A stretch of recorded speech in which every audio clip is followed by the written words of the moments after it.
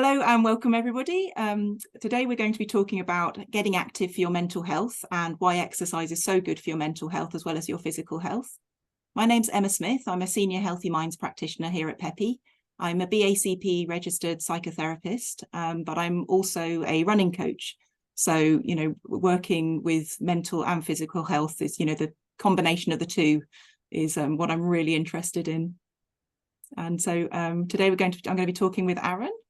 Yeah, my name's Aaron, Director of Fitness here at PEPI, and I, alongside being a personal trainer, studied sport and exercise science, and actually quite a lot of my degree was around the psychology of sport and mental health. So like yourself, Emma, I'm really interested in the combination that exercise and mental health has with itself. So yeah, really interested and excited to have this conversation today. Brilliant. So these are some of the things we're going to be talking about today. But I'd like to actually start with a couple of quotes that I found recently that I think are just absolutely brilliant and really cover what we're trying to say. The first one is from Professor Dame Sally Davies, who's the former Chief Medical Officer of the UK. And she said, people always ask for a magic pill, a pill that will do them no harm, but will do them lots of good in all sorts of ways. And in fact, there is a magic pill and it's called exercise, which I just thought was perfect. And then the second one, a slightly older quote from Hippocrates that says, if you're in a bad mood, go for a walk. If you're still in a bad mood, go for another walk. So I think both of those really encapsulate what we're talking about, that actually the effect, the good effects on your body and your mind of just getting out for a walk. So we're going to be talking about a lot of these things in more detail, and we're going to be talking about some of the forms of exercise that are particularly helpful for particular conditions or, problems that you find yourself having. But one thing that both Aaron and I really wanted to get across is that any exercise, if you enjoy it, is going to be good for your mental health as well as your physical health. So, we might be giving you lots of examples of different ways that you can benefit your mental health, and different specific exercises actually, or physical things that you can try. But if Zumba is your thing, that's going to really put you in a good frame of mind if you get out and move your body in a way that you enjoy. So yeah, I'd like to as well just point out, we're going to come back to that Hippocrates quote later on when we talk about walking. So absolutely, remind me of that later, Emma, because there's something important that we want to bring up about that walking. Absolutely will. Yeah. So we're going to start with low mood and cold water. Yeah. So let's dive straight in, as it were, into talking about low mood and cold water. Cold water therapy in recent times has gained a huge amount of traction. It's a very specific thing. Like we said, we're going to dive into some specifics today. I hopefully open up your toolbox to utilizing exercise and lifestyle improvements to help your mental health. And so we'll start with cold water and what cold water can do for us and how we can utilize it in an exercise or a lifestyle way. So why cold water? Well, cold water, a real kind of simplistic view, it increases endorphins, and endorphins we know are those really nice feel-good hormones and feel-good reactions within the body. It makes you feel great after having a bit of exposure to cold and cold water. You get an increase in adrenaline, right? And I think often we think about, adrenaline, that's stress, but we've actually discussed it, haven't we, Emma? Like, Yeah. actually training stress is a really important part, and cold water is a really fantastic way to train stress, isn't it? Yeah. So I remember we were talking about this before, that the idea that if you induce a stress response and your body gets used to handling it, and because your heart rate goes up when you first put that cold shower on, or whichever way you're trying to do it, and it's knowing that you can have that elevated heart rate, and your stress response can be completely elevated, and you're okay. You can cope with it in a small dose, can't you? You can. Yeah, it's a really great way of starting to build up those coping mechanisms from a very primal place with cold water. It's a very primal thing. So we also get increased dopamine. Everyone knows what kind of, and here's that magic word, dopamine. It's one of those feel-good things. that happen within our body and within our brain. It lights up certain parts of the brain that make you feel really good and kind of give you a little reward. It's a bit like the reward center of your brain. So, and you get that increased dopamine hit as well. And it's a really beneficial and healthy way to get our dopamine hit, rather than, you know, going into death scroll on Instagram or something like that. That's how we classically get it these days. So it's really great to find a more primal way, again, a more health beneficial way of getting that hit. So it's great, and it's got to be a regular strategy. I think that's really important to point out at the moment. By doing some cold water exposure, that's not all of a sudden going to change your outlook for life, but it is going to give you, you know, for a short term, for a day or two, it's going to make you feel really good. Certainly the rest of that day, certainly through sleeping that night, you're going to feel really good. So it's a regular strategy, and it has other benefits as well. It helps increase metabolism. Everybody knows the name Wim Hof these days, the Iceman himself, and they did clinical studies on him, racked him up to monitors, and they found that he actually had an increase in his metabolism by 500%. 500% increase in his metabolism whilst being exposed to cold water. So, wow, that's fantastic for our metabolic systems in flushing it through, making it healthier, making it more responsive. It's also good for a circulation. So when we, just like the stress response, by getting into cold water, what we do is we actually decrease circulation by a significant amount. All your blood vessels, your veins, everything, they kind of start to constrict and close up to keep you safe.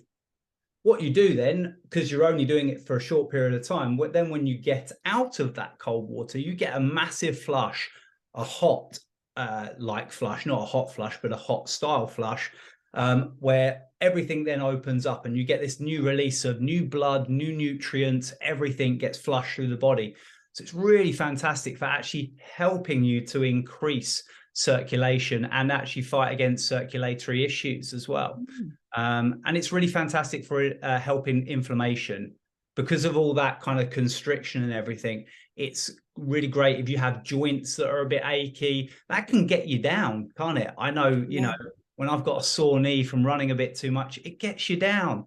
So this is a really great way, an additional way that you can pick yourself up through a physical response. And is that why people have, like, you know, you see people getting into an ice bath after a marathon and stuff?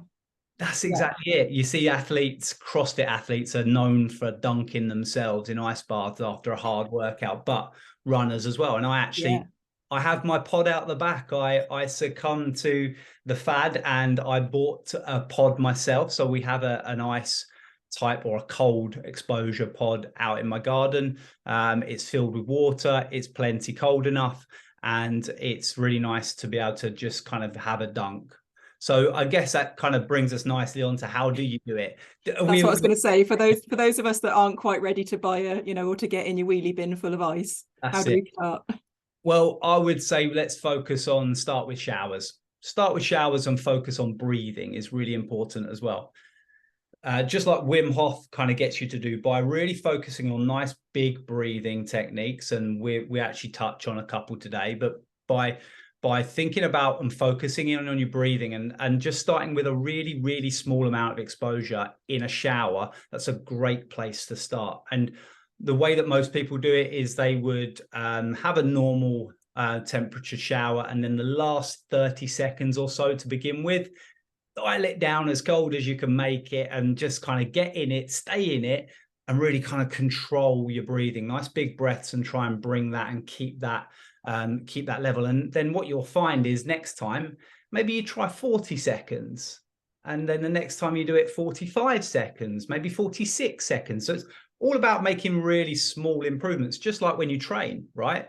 Yeah. When we train, we don't go, I'm going to lift 10 kg today and I'm going to lift 50 kg next week. You do the same. No. You do the same with your cold water. So making sure that you start small and then you increase it. And I'd say once you can kind of get to a point of getting a good 90 seconds in a shower, you're probably ready to start having a little dunk. And that could be that you fill your bath just with cold water. You don't put the hot water in your bath, you just turn the cold tap on.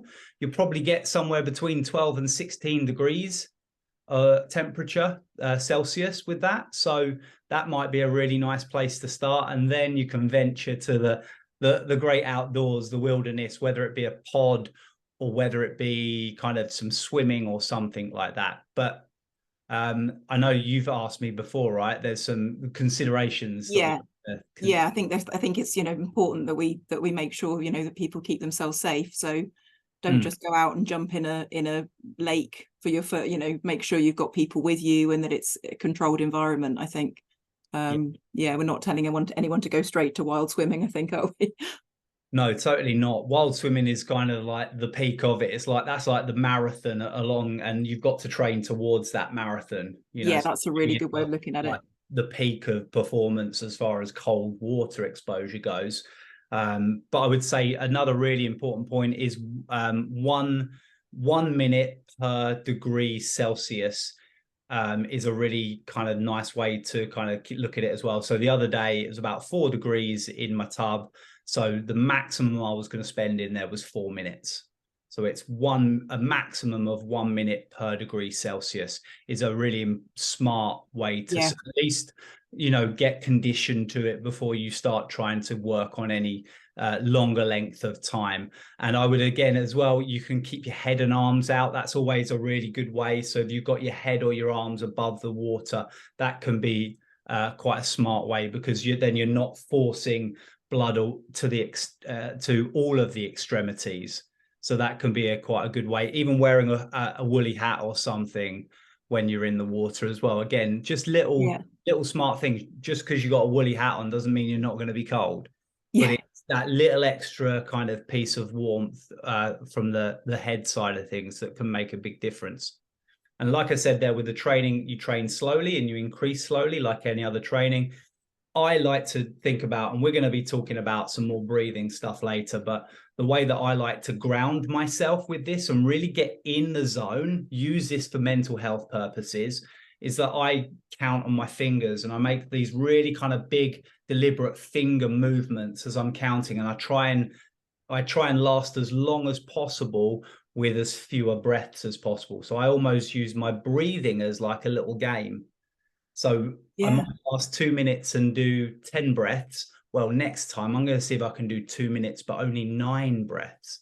That means I've got to focus on slowing everything down. It means I've become really mindful. Yeah, so it's really meditative for you, isn't it? That's it. And just one thing that I was thinking, like in one last point about this, that, you know, if you're actually in the midst of an anxiety attack, just plunging your hands into cold water, you know, we teach lots of CBT techniques about distracting yourself from the panic attack. So, you know, cold water can be a really good way of doing that. And it's literally just stick your hands in cold water. So, you know, I know that's a much kind of, you know, it's not the full body experience that you're talking about, but it can actually, even just as a very, very short term distraction thing, it can be useful for that as well. Yeah, really good. Cool. Okay. All right, let's move on. Let's move on to the next subject. So, Emma, I'm gonna let you jump in on this a little more. Yeah, absolutely. So, you know, loneliness is something that you know that we seems to be more of an issue, I think, for people sometimes. And you know, sometimes as you get older, your social circle can really kind of get smaller. Particularly post-COVID, I think a lot of us felt very isolated. And you know, I think what may be the obvious thing is team sports, but there's lots of other ways in which you know, exercise and sports can help with this. So for me, it was joining my local running club, where I eventually kind of, you know, started off literally not being able to I just completed Couch to 5K, I think. So, you know, and then progressed through till I was to running marathons and trained as a coach. So, you know, but my entire social life revolves around people that I run with now. So there's something about that movement and being alongside somebody, moving forward together, that just seems to bring out those very deep conversations. And in fact, when I was a therapist in private practice, I used to see my clients walking, because you're moving forward together.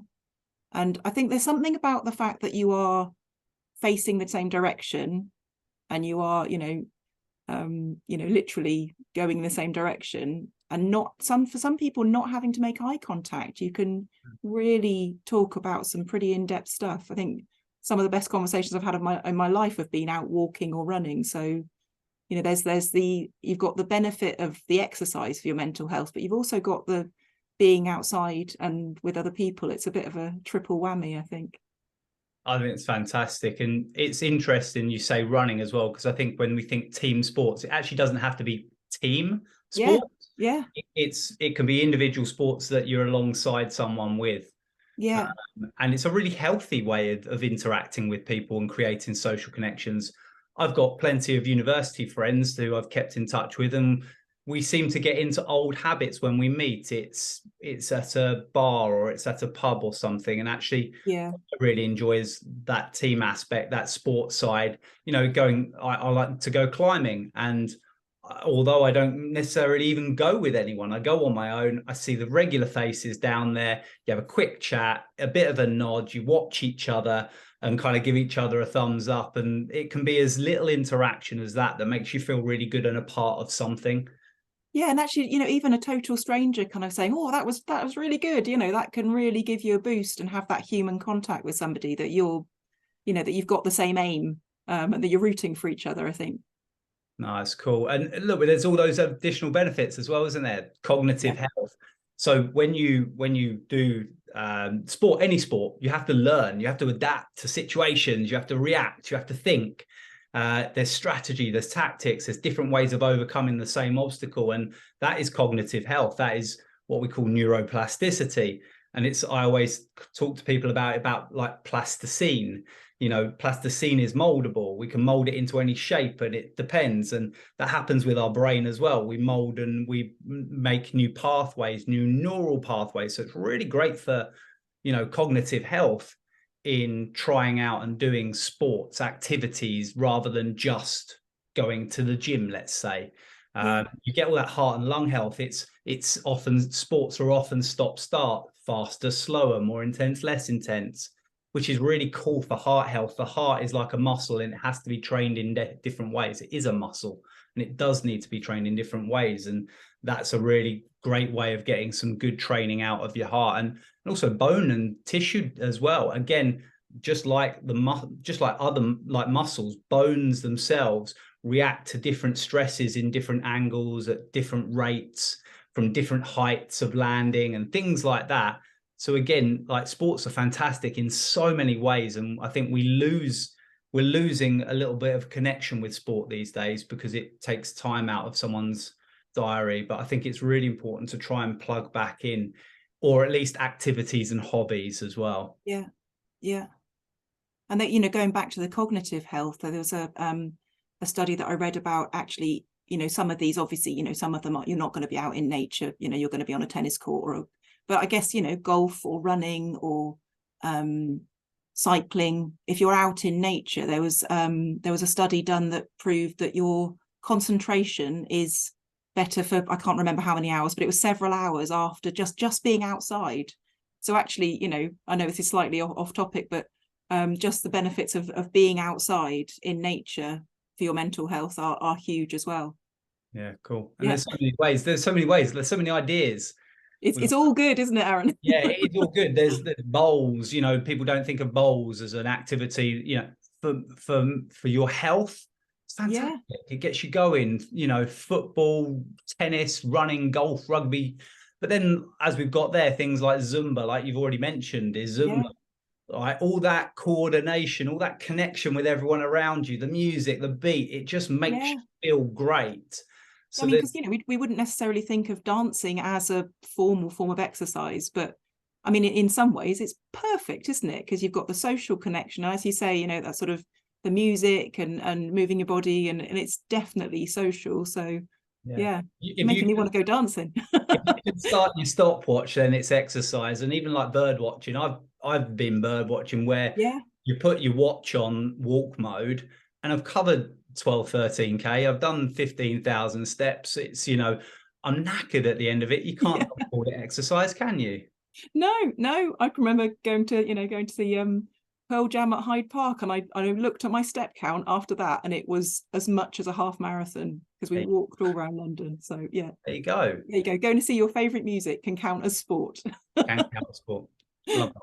Love that. Right, shall I move on to the Let's next? do that. Yeah. All right. So we're now going to take it to sleep. Sleep is an important part of mental health, and therefore exercise is a really important part of sleep. And we've tagged on, as we've already said to you, any exercise is great, and lots of exercise is great for sleep, but we've really kind of honed in on restorative exercise and sleep.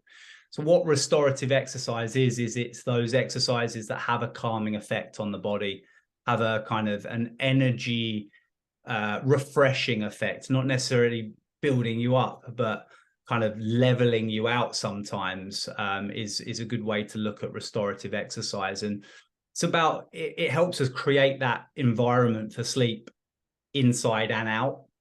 So we often hear about good sleep hygiene, taking yourself away from your phone a couple of hours before bed, making the lights lower, going for a warm shower, and then making sure that your room that you sleep in is cool enough. All those are really good sleep hygiene things, but actually we can get a lot of that through exercise, the right style of exercise at the right time of day as well.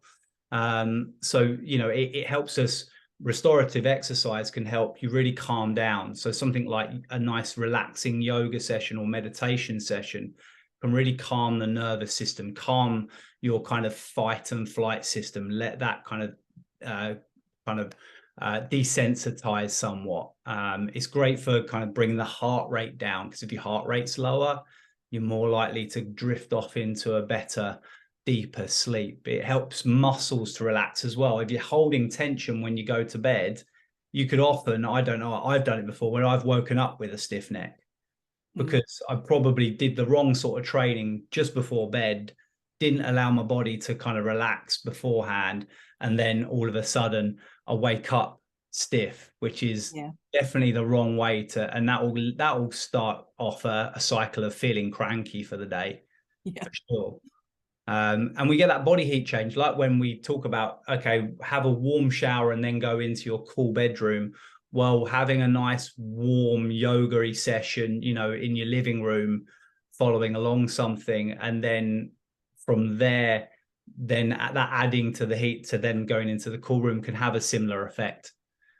So it's really great, and it has those obvious benefits of, lots of restorative exercises about mobility, is about energy, and is all about overall vitality. So it's not just good for sleep, mental health, it's good for general mental health as well. So, I've already touched on it a little bit, actually. So we were having a conversation, right, about there's the obvious ones, which is your calming yogas, your Hatha and your Nidra yoga, or your Peppy Yoga Basics on a Thursday at 7:30. But there's also things like Tai Chi, stretching, meditation, and that meditation can be active or it can be passive. It could be just sitting there and relaxing, being with yourself, or it could be that going out for a bit of an evening stroll, especially as when the nights are lighter or it's a bit warmer. Even if it's not, you can kind of still get out and have that meditation, either in classic or non-classic form. But we were talking, Emma, right, about, well, what if the only time of day? In fact, you asked me the question. I did. This was a question that I asked you when we were talking about this before, that, I used to find if I used to go to my running club in the evening, I would not be able to get to sleep afterwards, because I'd be running at 7, back at 8, then have something to eat, and I would still be having that kind of adrenaline, and found it really difficult to sleep. So what about people, who the only time of day they can get that kind of a bit more hardcore exercises is in the evening? What do you do then? Because I guess what the other thing we were saying is that cardio is actually, if you're doing that earlier on in the day, you're going to sleep better that night. Yes. But if you're doing it right before bed, it may not be the best time. Or is there anything we can do about that? Yeah, you're totally right. Like getting the intense stuff in during the day, is much better. Morning, lunchtime, is a much better way to attack it. But if your only opportunity is the evening, then, something we spoke about was getting an element of that meditation, or even just having a good kind of internally focused stretch. So when you're stretching, just making sure that you really are dialing that flight fight syndrome sympathetic system down by using just kind of 10 minutes of meditation, whether it be the walk to your car and from your car, whether it's loads of ways you can go about it. But it's really important, if you want to sleep well, that you down regulate before kind of starting that sleep routine that you go through. I think that's really important. Ideally, do types of exercise that are a little bit slower and lower on the heart rate or intensity on the muscular system. But if you have to, then make sure that you get 5 to 10 minutes of good quality restorative exercise after your session. So you're telling me that I need to do that thing that no runners ever do, but as a coach, I tell other people to do, and that's the stretching bit, right? Yeah. And the stretching bit, there's lots of studies out there that stretching doesn't actually really help your flexibility. It's the exercise itself that you just did that helped your mobility, your flexibility. But the stretch helps you come down to earth. When I'm talking about, and I'm doing the HIIT sessions with our Peppy gang on a Wednesday morning, I talk about the reason why we're doing our stretch right now isn't to increase mobility. It's just to bring us back down to earth. Yeah. Yeah. So and it feels really good. So that's going to be good for your mental health too. Exactly that. Yeah. So I think that brings us really nicely onto our next one, strength and confidence. We're going to be talking about a bit of stretching in here, aren't we? We do. So strength, Emma, we talk about this a lot, and you've got your own journey on this. I think it's probably a good place to start with this one is your journey through strength training. Yeah, absolutely. So I've kind of in my late 40s, and a very late 40s now, and I'm, only started doing any kind of formal strength training a few years ago. And it's just, I used to be that person where I had my sport and that was running and that was all I did. And then got really into strength training, and just the increase of body confidence, of literally it just being about what my body can do rather than what I look like. And as a sort of older woman, it's a great thing you can do for, we always talk about strength training, and building muscle as you get into menopausal years is a really good thing. But just in terms of my mental health, going into the gym and almost hitting PBs of what I could lift. I mean, as we discussed earlier, it's very, very gradual, but you increase the weight, or you increase the number of reps each time. So every time my little app was telling me that I'd got 7 PBs in the gym, it's a real boost. It's a real little, and just it becoming about feeling stronger, that being the focus, rather than it being a sort of trying to, in some ways, almost trying to put on weight rather than lose weight. Trying to gain muscle was a very new experience for me. So yeah, it's been absolutely fantastic. It's been a really amazing thing for just my self-confidence and my body confidence too. Yeah, that body confidence is all important, and there's been a huge amount of studies around it, hasn't there? Like over 7,000 studies conducted, with over 75% of those studies presenting improvements in those things that you just talked about: body satisfaction, being more aware of what your body can do, who you are, rather than what you look like. That's so important. That's why I train. The byproduct is I look better for training, but I don't train for that. I train for those improvements, those performance improvements. So making sure you set goals is really important. Yeah. And record your progress, record your achievements, and be proud of your achievements.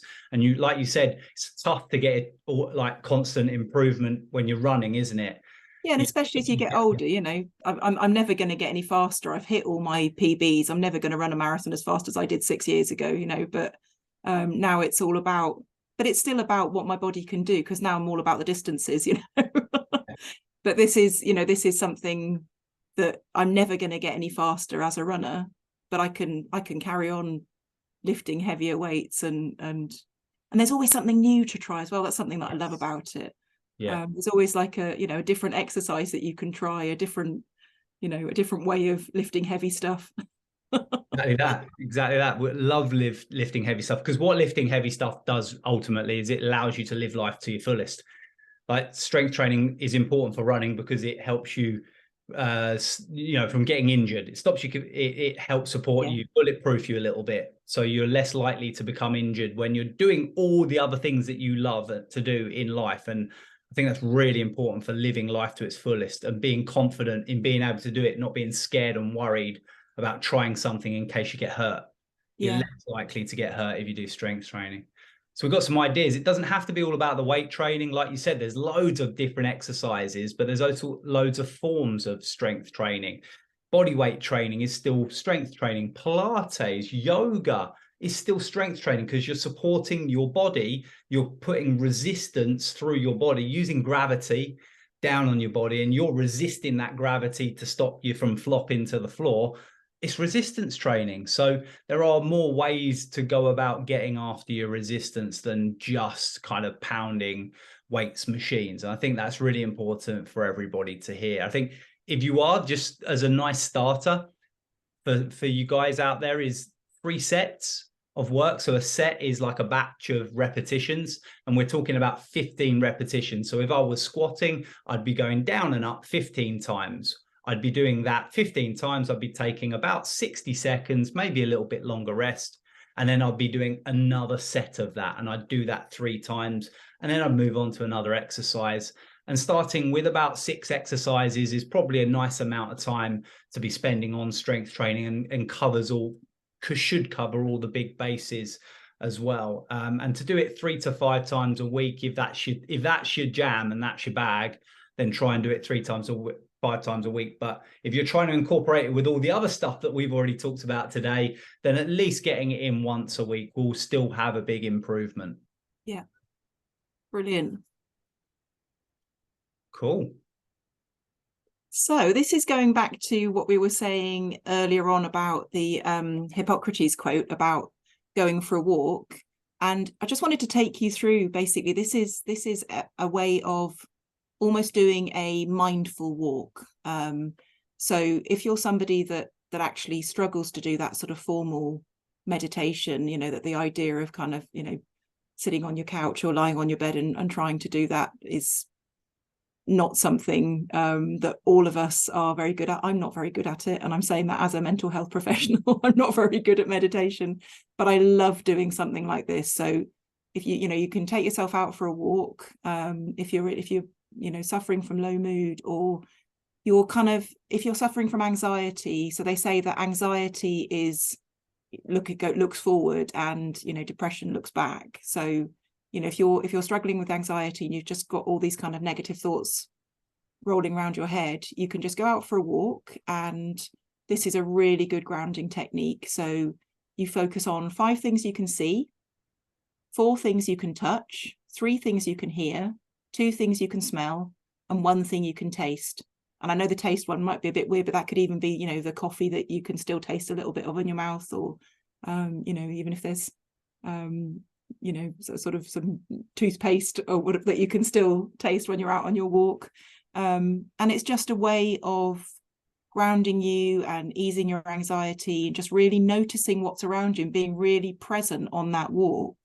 But actually, you know, this is a sort of a formal technique of doing it, but just actually going out for a walk and just being really, really present on that walk, and, you know, spotting what's around you. And, you know, I was thinking, I was telling Aaron about this the other day, that I remember being out on a walk, and I saw a kingfisher, and I was completely on my own. I was feeling a bit down, and I saw this kingfisher, and that was absolutely amazing. I'd been looking at something else actually, and I looked up, and there it was. And there was a lady next to me walking her dog.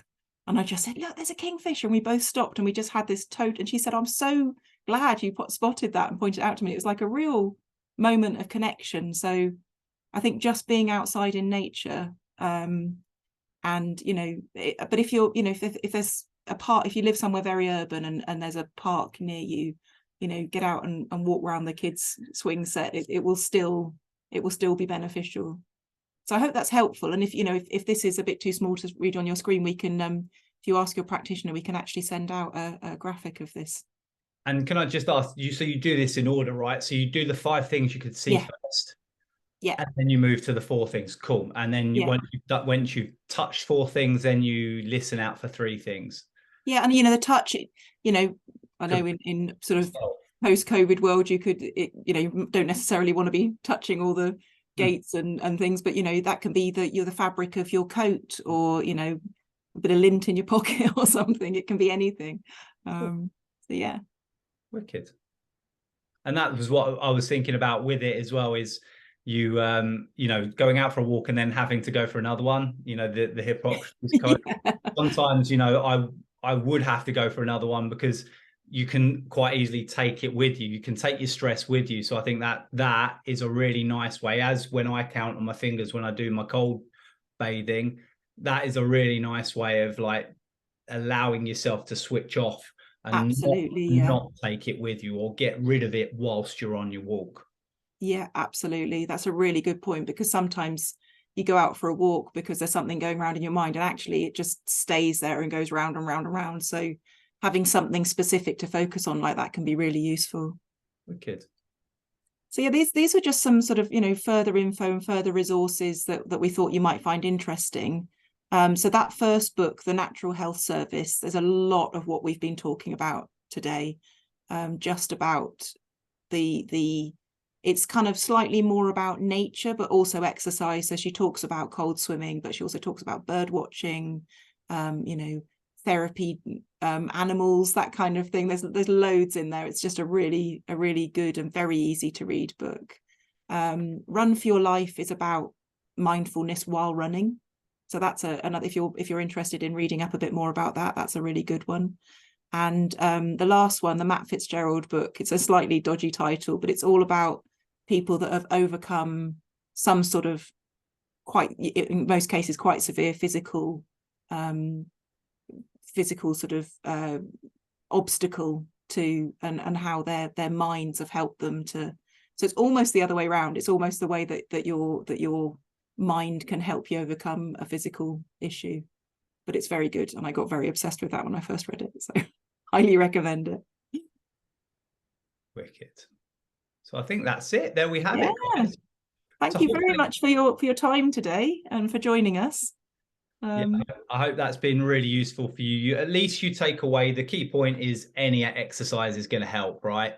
But hopefully we've thrown out some little kind of extra incentives, bits of inspiration, to allow you to maybe try something new, try something different, or continue doing something that you maybe did in the past. So yeah, if you do have any other questions on it, then please feel free to reach out to your practitioners in chat.